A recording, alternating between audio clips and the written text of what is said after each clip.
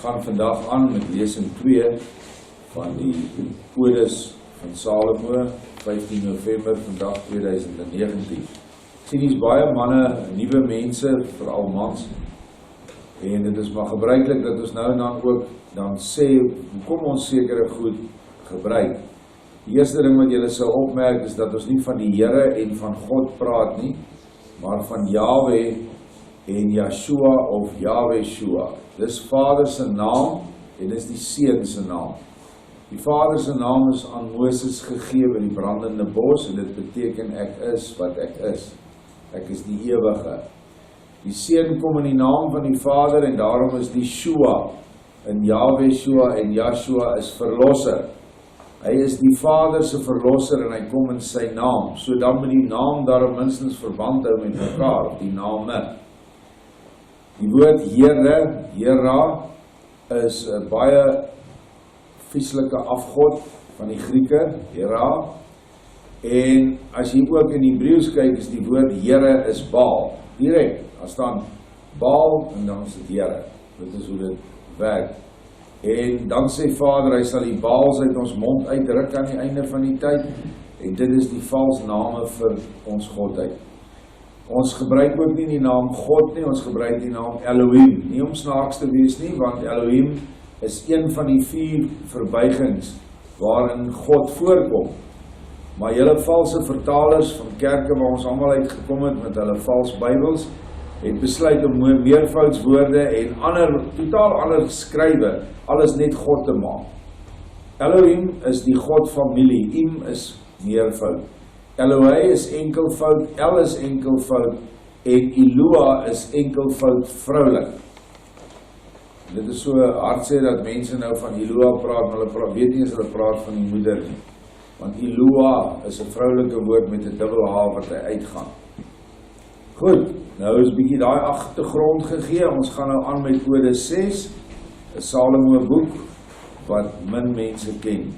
Soos die wind oor die hart beweeg en die snare spreek, so spreek die gees van Yahweh in my liggaamsdele en ek spreek deur haar liefde, want sy vernietig alles wat vreemd is en alles is van Yahweh. Want so was sy van die begin af en so sal sy wees tot aan die einde.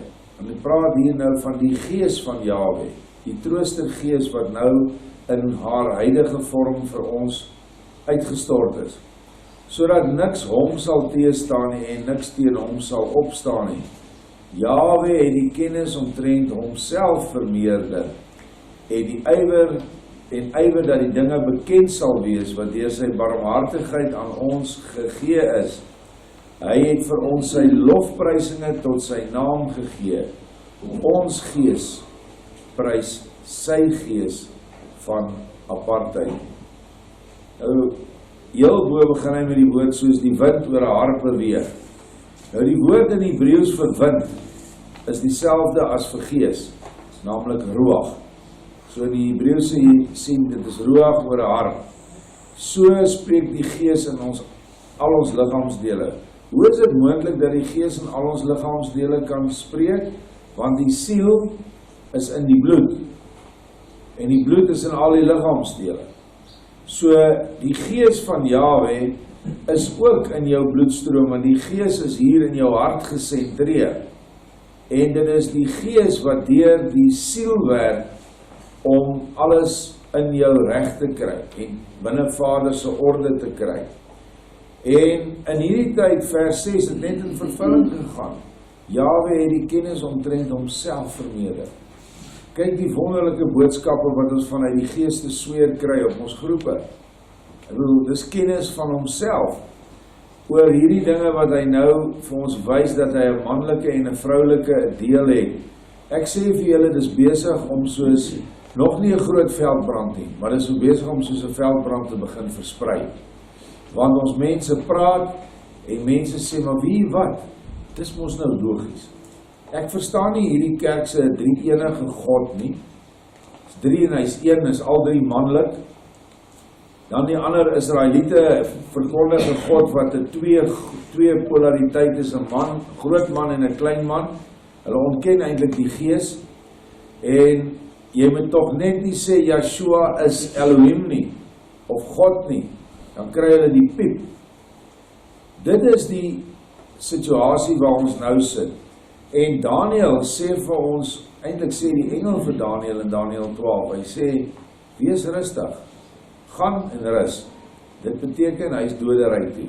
Maar aan die einde, sal hy opstaan, en dan kennis sal vermeerder. En ons is nou daar. Kennis omtrent wat? Kennis omtrent homself, en sy skepping. Vers 8, dink nou weer aan Esther, en Mordegai, want 'n stroom gaan uit en word 'n groot en breë rivier, want hy verpletter en breek alles op en voer dit weg van die tempel. Nou hierdie stroom water is weer eens die trooster wat as 'n klein stroompie begin het en dan baie sterk word. So week of wat gelede het ons daaroor gepraat. Dit is die trooster, Gees. En die mense kan uiteindelik wees haar nie bedwing nie, ook nie die bedrewenheid van hulle met water beheer nie. Want sy kom oor die hele aarde en vul alles op. Almal wat dors op die aarde het drink en hulle dors hou op en is geles, want die drank kom van die hoogste El. Nou hierdie drank kan water wees of water wat in wyn verander is. Water stel gewoonlik net die basiese goeie dinge, die goedheid van Vader en wysheid, terwyl as hy dit verheerlik, dan is dit daardie krag wat hy van praat, wat hy gaan uitstort vir wedergeboorte. En beide hierdie dranke kom van die hoogste El. Maar kyk wat sê daar, 13, daarom geseënd is die bedieners van daardie drank, diegene wat toevertrou is met sy water. As jy net vir 1 of 2 mense woord bring uit die Bybel uit, dan is jy 'n bediener. Kyk net, wonderlik is dit, hy sê, ek het bedieners aan wie ek hierdie goed toevertrou het. Jy gaan nie by 'n onthaal sommer enige ou sê, hoor jy daar so, skink jy die wyn vir die mense nie. Die mens wat die wyn skink, moet daarom ook 'n idee het wat hy mee besig is in die geestelike. En hy moet verantwoordelikheid vat. So baie sien ek dit, as ons op die net is, dat party mense, wanneer jy in 'n geestesgesprek ingaan, wat altyd ernstig moet wees. Want dit gaan oor 'n mens se ewige lewe. Daar is plekke en tye waar ons skerts en lag. Ek is nie 'n ou wat nie 'n grap geniet nie, ek geniet dit. Maar wanneer dit oor jou of my ewige lewe gaan, dan is dit nie meer snaaks nie. En dan vind ons dat die mense self bedieners is. Party van hulle is pastore, wat ek nou opgetel het in die afgelope tyd. En dan sal hulle 'n vraag nie antwoord nie. Ek bedoel, jy as 'n bediener behoort daar nie een vraag in die hele Bybel te wees wat jy nie kan beantwoord nie. Dit is net so. En as jy dit nie op daai oomblik het nie, dan sê jy vir die ou, wag, ek sal Vader gaan met hom praat, of ek sal met ouens in my gemeente praat, en ons sal die vraag van jou behandel. So, onthou, as jy 'n bediener is, julle is baie nuwe bedieners nou by die kinders. Hulle is geseënd om daai werk te doen, en 'n mens moet so dankbaar wees daarvoor. Wat doen hulle? Vers 14, hulle verkwik die droë lippe, en die wat nie meer wilskrag het nie, tel hy op. Die siele van die wat naby aan die dood is, hou hulle terug van die dood, en ledemate wat neergeval het, trek hy self weer reguit en rig hulle op. Hy verleen krag aan hulle verskyning en lig aan hulle oë, want elkeen ken hulle in Jahwe, en deur die waters lewe hulle vir ewig. Nou ja, hier is 'n ode oor die Gees, en hier is nog steeds herstellings wat ons moet doen, want die Gees, die water, die reën, die fontein is alles vroulike woorde. So hierdie laaste verse moet eintlik wees, die siele van die wat naby aan die dood is, hou hulle terug van die dood, ledemate wat neergeval het, trek sy self weer reguit. Dis die Gees. Wat ons nou gesien het, waar is die Gees? In al my liggaamsdele, vers 2. So dit is sy wat dit dan weer reguit rig, en 'n mens moet maar net die notaatjies maak, en dis nou daar raak 'n noodsaaklikheid vir 'n 5de druk van die boek van herinnering. En hy verleen krag moet wees, sy verleen krag aan hulle verskyning en lig aan hulle oë. Want elkeen ken hulle in Jahwe en deur die waters lewe hulle vir ewig. Maar net ietsie wat ons moet dink. Odes 7 is deur die bruid oor die seun en die vader. Dis maar hoe ons die goed destyds gesien het, toe ons die vertaling doen in 98. Soos die verloop van toorn oor besoedeling, soos die verloop van vreugde oor die geliefde een. En hy bring van die vrugte in sonder teëstand. Wie anders is die geliefde een as Yeshua? Hy behoort elkeen van ons 'n geliefde een te wees. Vir mans moeiliker is vir vrouens. Vrouens kan as bruid kan hulle self indink teenoor die bruidegom. Maar ons kan hom sien as 'n vriend, as 'n vader en as 'n broer. En eintlik as enigste vader, vriend en broer in die geestesfeer. My vreugde is in Jahwe en my rigting is na hom. Hierdie weg van my is mooi. Dis so 'n mooi vers daai, stukkie van die vers. Hierdie weg van my is mooi. Want ek het 'n helper in Jahwe. Hy maak homself sonder teensinnigheid aan my bekend. En in sy edelmoedigheid, want in sy suiwerheid sit hy sy majesteit eenkant. Hy het sy majesteit eenkant gesit om na ons toe te kom in 'n mens. Kyk wat sê sy in vers 4, die bruid, hy het soos ek geword, sodat ek hom sou aanvaar. In voorkoms het hy soos ek gelyk, sodat ek my in hom sou kleed. En ek het nie gebewe toe ek hom aanskou nie, want hy het deernis met my gehad.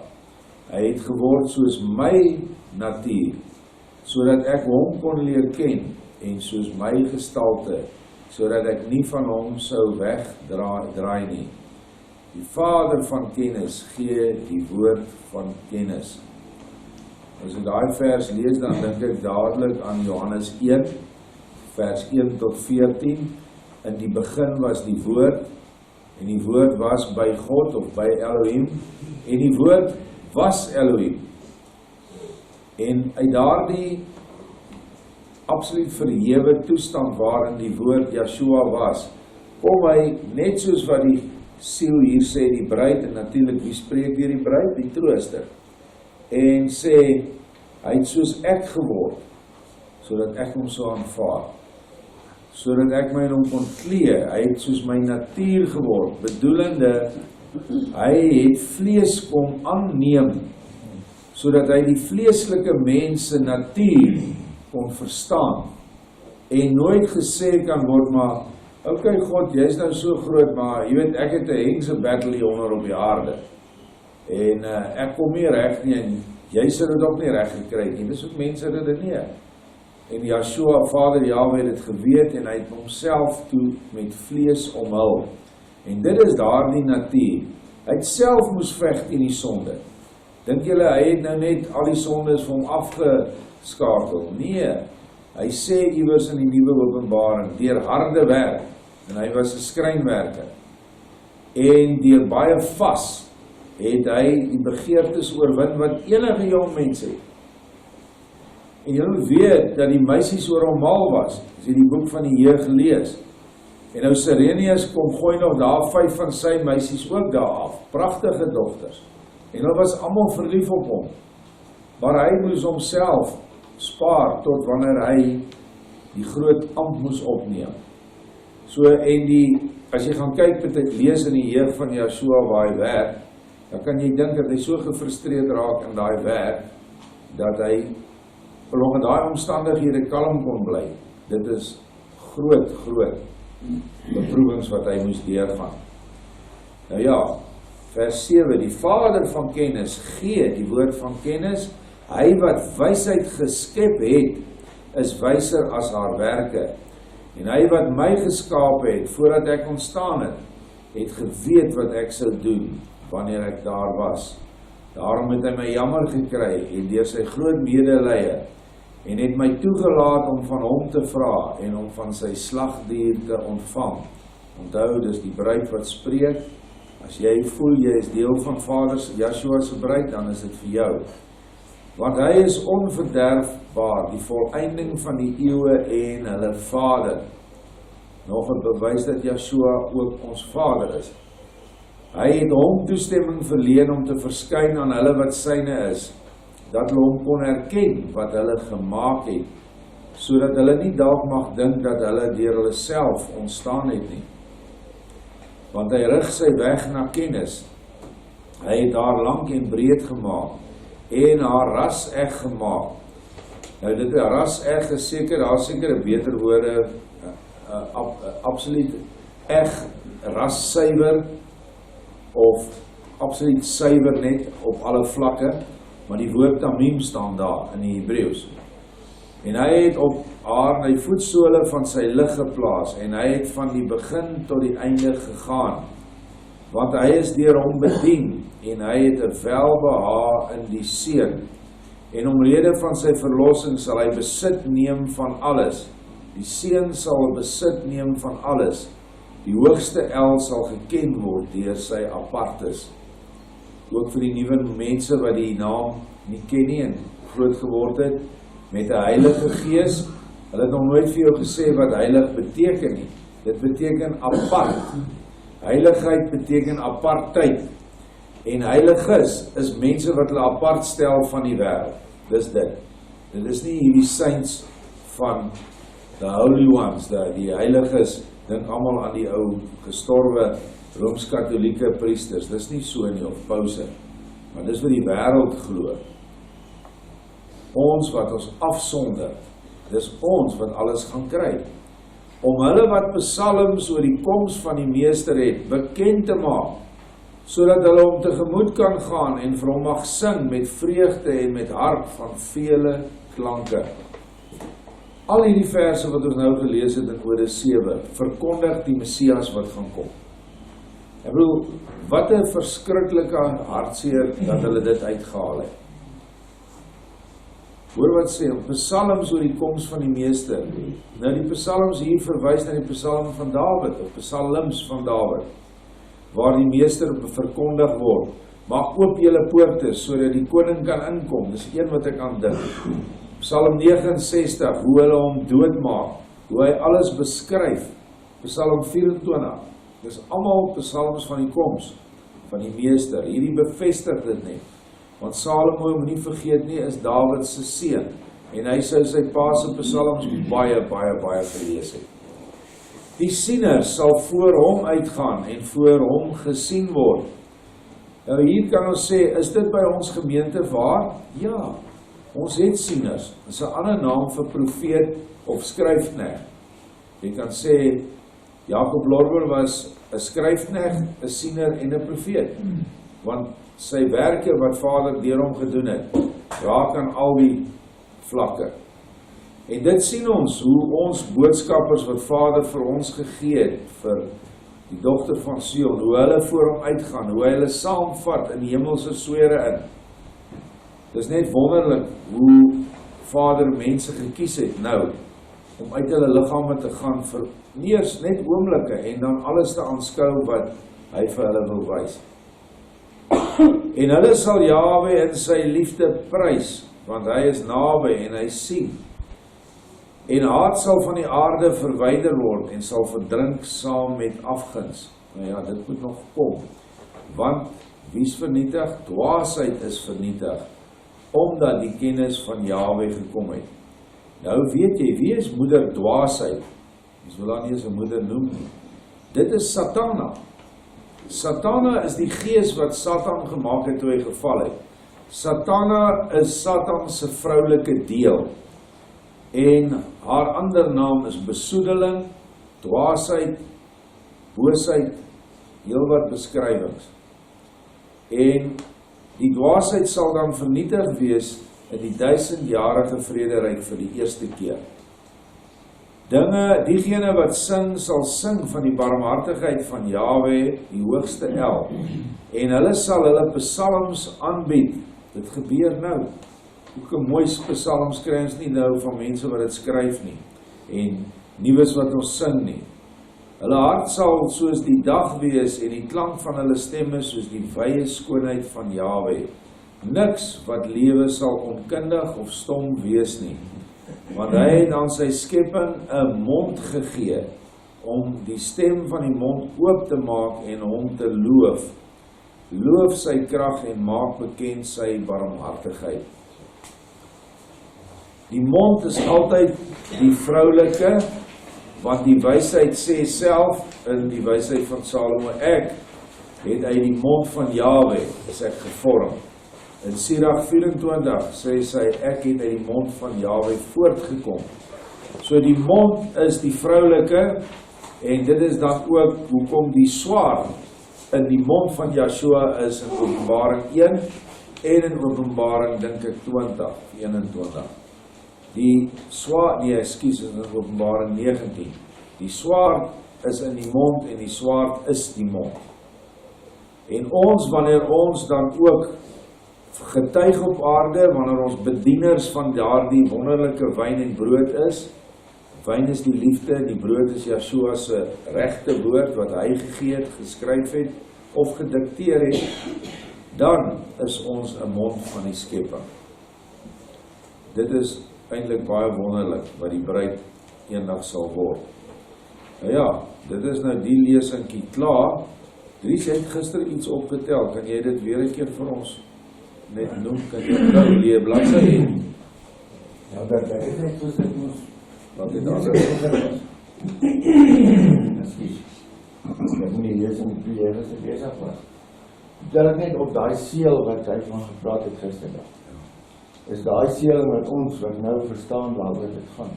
Dis gaan kry. En as ons net besef hoe groot dit is, dan word dit al klaar 'n groot ding en die seel word dan 'n werklikheid vir ons. Ja, dankie Dries. Dis daai 7 seels wat die klip toehou, en die klip is altyd die trooster. Kom ons kyk 1 Petrus 2, Sagaria 4. Dit is die trooster. Die seels word nou afgebreek van haar. En die rots, die klipwiel wat voor Joshua se graf gerol is. Hulle het 'n manier gehad, kyk, hy het in 'n ryk ou se graftombe, het hulle hom daar begrawe. En dan het hulle 'n spoortjie gekap uit klip uit, dan het hulle 'n ronde klipwiel gemaak. En dan rol hulle hierdie swaar klip voor die gat, en dan verseël hulle dit, in Joshua se geval, met 7 seels. Kyk nou hoe mooi is dit. Jy die seels, jy die klipwiel en jy die graf. Wat het Joshua gedoen? Hy het homself verheerlik in die graf. En toe rol die klipwiel terug. En toe, eers breek die 7 seels, en toe rol die klipwiel terug, en toe kom Joshua uit die graf uit. Interessant, met 2 mense aan sy sye. Hulle was ook lank, wat definitief die 2 getuies was, Elia en Moses. Elia en Enoch, want hulle was die 2 getuies van die opstanding. En hulle kom uit, en Joshua so lank hoog is hy. En alles loop saam met die verseëling wat gebreek word, en ons moet nou die verseëling word nou vir ons gebreek. Ons kan toch niks doen sonder Joshua se gees nie. Soos wat hy daar sê, dit moet soos 'n wind oor 'n harp speel. En dan kry ons die openbaringe van hierdie dieper dinge. Ek wil laas nog goed wat Vader vir ons gaan openbaar, ek weet dit kom, want ons gaan die mense in die land skud. Maar daar is goed wat nog nie vir die volk gegee kan word nie, want dan gooi hulle weer eens die badwater en die baba weg. So Joshua, los ons net, laat ons net oor die baba praat. En die baba is jou innerlike wedergeboorte. Hoe ver is jy? As jy nou net begin in jou geestesbaarmoeder begin verheerlik word, of is jy al amper by geboorte? Dit is maar die vraag wat ons vra, en dit is die pad waarin ons wil gaan. Nog iets wat iemand het? Is dit bysit?